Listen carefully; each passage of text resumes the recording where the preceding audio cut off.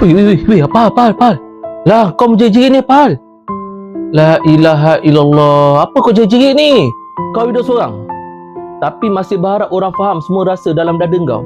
Dunia tak putar ikut luka kita. Orang boleh dengar tapi tak semua orang peduli. Engkau boleh cerita berjela tapi tak semua orang benar-benar dengar. Jadi, sampai bila kau nak hidup dalam sangka-sangka dan kecewa dengan manusia?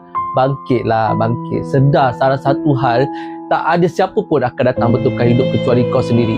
Ya, kau pernah dikhianati, aku tahu kau pernah dikhianati. Ya, aku tahu kau pernah ditinggalkan. Tapi sampai bila kau nak ulang bab yang sama dalam hidup kau sendiri?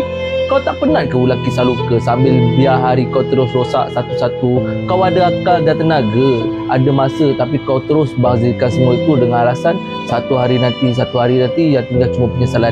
Memang semua orang akan menyesal dengan hidup seorang. Tapi kau tak perlukan rasa simpati, kau perlukan prinsip. Kau tak perlukan ramai orang, kau cuma perlukan keberanian untuk lawan diri sendiri. Bangun, kau duduk macam tu, bangun.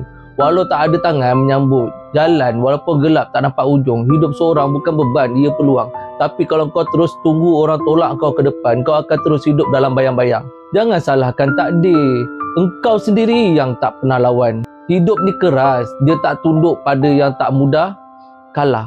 Bangun. Aku kawan kau, sahabat kau. Kau perlukan aku, kau panggil je aku. Aku sentiasa ada untuk kau. Okey? Apa pun gerak dulu. Nanti kita jumpa lagi, Aku gerak lu. Kau janganlah menjerit lagi. Aku ingat apa hal kau kena sawan ke apa. Jom.